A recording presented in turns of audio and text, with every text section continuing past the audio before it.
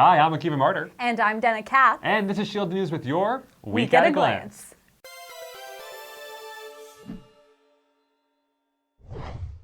Last week, conservative political commentator Ben Shapiro spoke in YU about political correctness in the United States. The event was met with mixed reactions, spurring debate amongst the student body. YC junior Ariel Reiner said of the event, quote, "It was a fantastic opportunity to witness his wit and political philosophy in person. I was highly impressed with the way those who disagreed with him reacted to his opinions, especially given the often volatile reaction he receives on other campuses. It created a tremendous Kiddush Hashem." In contrast, Rena Kleiner, a Stern Jr., said of the event, quote, "Exposure to opposing political beliefs is important to being an educated person.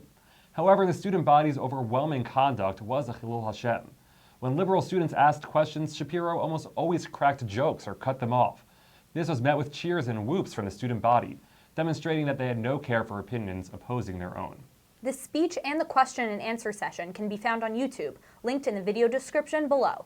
Whatever your personal political opinions are, make sure to keep the conversation going with both those who agree and disagree with your own beliefs. Looking for something to do this winter break? Well, YU is running several programs during intersession. You can visit Houston, Texas to learn about Jewish education and its future. Go to Israel to help rebuild and clean homes destroyed in the fires. Or you can volunteer for Habitat for Humanity right here in New York. To sign up for one of these programs, follow the contact information in the video description below. The Wilf Campus construction project continues into this cold and rainy December. The work has caused noise and obstructions, making it difficult for students to walk between buildings. Traffic jams, crowded sidewalks, and water shutdowns have drawn the ire of the student body. Cy Sims Jr. Simon Borgen said, quote, "The noise and the blocked walkways have been frustrating to deal with.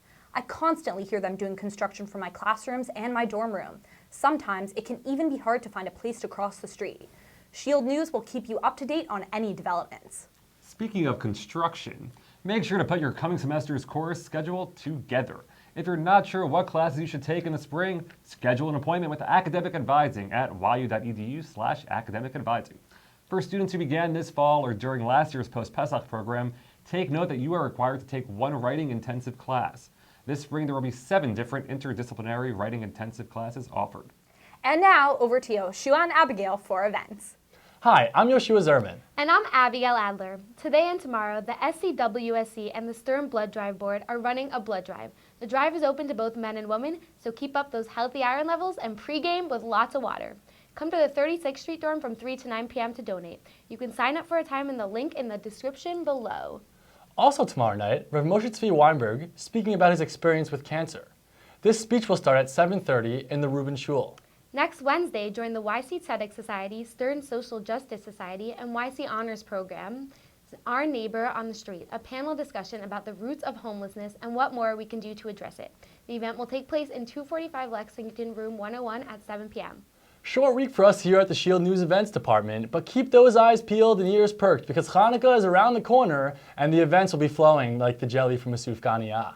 For more upcoming events, make sure to check out yu.edu/events. And now we're to Benjamin with sports. Hi, I'm Benjamin Zerman here at the Shield News Weekly Max Live Sports segment.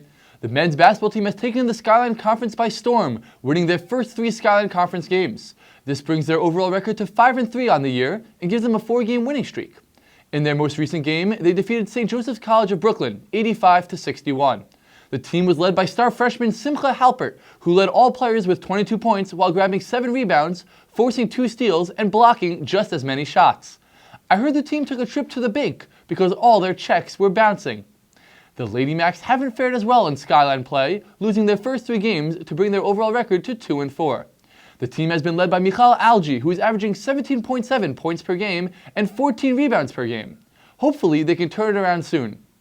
I recently saw a very tall YU student walking on campus, and I said to him, "You are so tall. Do you play basketball?" He quickly responded, "No. Do you play miniature golf?" Lesson learned, don't judge a book by its cover. That's it for me here. It has been real. For more Maccabee scores and updates, be sure to check out yumax.com. Let's go, Max. Last week, we introduced a new segment called Fan of the Week. Well, due to popular request, we decided to bring it back this week with new Fan of the Week, Cy Sims Jr., Yael Saban. Saban said, quote, "If I was stuck on a desert island and could only bring 3 things, I would bring pizza snaps, my mom, and the entire Shield News Season 5 box set." Thanks, Yael. Well, that's it for this edition of A Week at a Glance. Make sure to check us out on Facebook, Instagram, and Snapchat. I'm Akiva Martyr, I'm Dana Katz. and you're watching Shield News.